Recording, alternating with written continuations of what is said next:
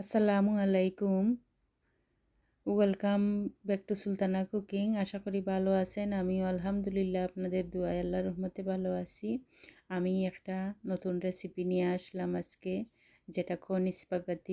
এটা খুবই সহজ আর এত মজাদার, অল্প সময়ের মধ্যে বানানো যায় আর তেমন উপকরণ কিছু লাগে না। এই যে স্পাগেটি, কনইছফ দেখতেছেন, এই ডিশটা অনেক মজাদার।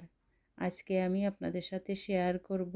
ততক্ষণ পর্যন্ত আমার সাথে থাকেন, দেখতে থাকেন কি কি উপকরণ দিয়ে আমি এটা বানিয়ে নিতেছি। এখানে আমি স্পাগেটি সিদ্ধ করে নিতেছি। 2-3 মিনিট সিদ্ধ হয়ে গেলে আমি এখন নামিয়ে নিব, এটা ড্রেন করে নিব। আর এখন আমি একটা ফ্রাই প্যানের মধ্যে, এই যে কর্ন দেখতেছেন, এটা যে কোনো স্টোরের মধ্যে পাওয়া যায়, এইভাবে রেডি প্যাকেট করা থাকে। অল্প পরিমাণে স্পাইসের মধ্যে এটা লাড়াচাড়া করে স্পাগেটি দিয়ে বানিয়ে নিতে পারেন। তেমন টাইম লাগে না, খুবই সহজ একটা রেসিপি আর এত মজাদার। তাই আমি আজকে আপনাদের সাথে সহজভাবে শেয়ার করলাম।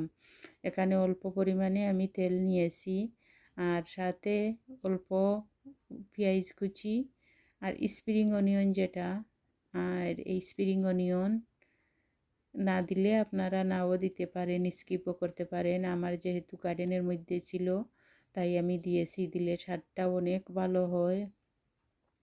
আর ছোটো 2টা গ্রিন চিলি দিয়ে এইভাবে লাড়াচাড়া করে অল্প পরিমাণে আমি লবণ দিয়েছি স্বাদ মতো, দিয়ে আমি একটু লাড়াচাড়া করে এর মধ্যে স্প্রিং অনিয়নটা দিলে খুবই টেস্ট ভালো হয়। আপনারা যদি বানান তাহলে চেষ্টা করবেন স্প্রিং অনিয়ন দেওয়ার, আর না দিলেও সমস্যা নাই, টেস্টটা ভালো হওয়ার জন্য আমি অ্যাড করেছি। আর এই রেসিপিতে এটা দিলে খুবই ভালো হয়।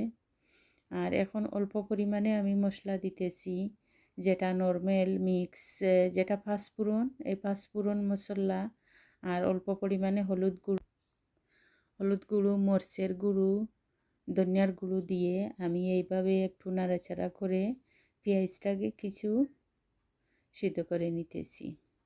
যখন হয়ে যাবে তখন আমি এই যে কর্নগুলা দেখতেছেন, এগুলা দিয়ে আমি একটু নাড়াচাড়া করে নিব। এগুলা আসলে বেশি সিদ্ধ করা লাগে না, এইভাবে অল্প পরিমাণে একটু নাড়াচাড়া করে, বেশি কিছু নাড়তে যাবেন না, বেশি নাড়াচাড়া করলে কিন্তু ভেঙে যাবে। একটু অল্প আস্তে আস্তে নাড়াচাড়া করে, আর এখানে tomato sauce with garlic sauce, এই 2টা মিলিয়ে আমি এখানে দিয়েছি। যেহেতু আমি আদা রসুন দেইনি, এখানে আমি গরম মশলা দিয়েছি। আর এই যে টমেটো অ্যান্ড গার্লিক পেস্ট, এটা দিলে সস ছাড়া বানানো যায় না, এই সসটা লাগবেই, মাস্ট এই সসটা লাগবে। এই সসটা দিয়ে এইভাবে একটু নাড়াচাড়া করে তারপর স্প্যাগেটিগুলা দিয়ে দিবেন।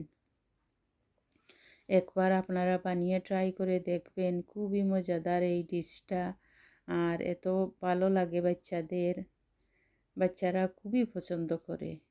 আর আমি এখন স্পাগেটিগুলা ড্রেন করে নিয়েছি, এখন স্পাগেটিগুলা দিয়ে দিলাম। একটু নাড়াচাড়া করে রেডি হয়ে যাবে, বেশিক্ষণ লাগে না, 5 মিনিটে রেডি হয়ে যায়। শুধু স্পাগেটিগুলা এইভাবে নাড়াচাড়া করে সার্ভিংয়ে নিয়ে যাবেন। দেখলেন তো, খুবই সহজে। ভিডিওটা যদি ভালো লাগে তাহলে লাইক, কমেন্ট, শেয়ার করে ফুল ওয়াচ করবেন। আর যারা আমার সাথে আছেন তাদেরকে অনেক অনেক ধন্যবাদ। এইভাবে আমার সাথে থাকবেন আমার চ্যানেলের সাথে। আর নতুন যারা আছেন লাইক দিয়ে সাবস্ক্রাইব করে এগিয়ে নেওয়ার জন্য সাথে থাকবেন আর আগামী ভিডিওর অপেক্ষায় থাকবেন। আজকে এই পর্যন্ত। অল্প পরিমাণে ফ্রেশ কোরিয়ান্ডার দিয়ে পরিবেশন করতে পারেন, আর ফ্রেশ কোরিয়ান্ডার না দিলে কিন্তু ভালো হবে না, ফ্রেশ কোরিয়ান্ডারটা দিতে হবে। অল্প পরিমাণে মশলা, কিন্তু যে পরিমাণে মশলার প্রয়োজন সেটা দিতে হবে। এমনিতে যে কোনো মশলা দিলে কাজ হবে না, প্রয়োজনীয় যে মশলাগুলো আছে এই মশলাগুলো দিতে হবে। এখন পরিবেশনের পালা, এইখানে আমি পরিবেশন করতেছি। আপনাদের ভালো লাগলে আপনারা একবার ট্রাই করে দেখবেন, যে কোনো স্টোরের মধ্যে পাওয়া যায় কর্ন, যেটা রেডি, সহজভাবে বানানো যায়, কোনো ঝামেলামুক্ত জিনিস বানিয়ে আপনারা ট্রাই করে দেখবেন। আর আপনারা কমেন্ট করে জানাবেন আমার রেসিপিটা কেমন হলো। আজকে এই পর্যন্ত।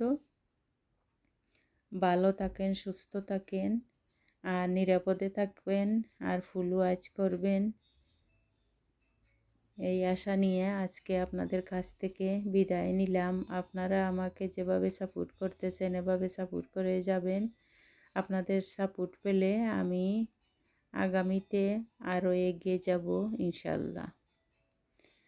আজকে এই পর্যন্ত। আসসালামু আলাইকুম।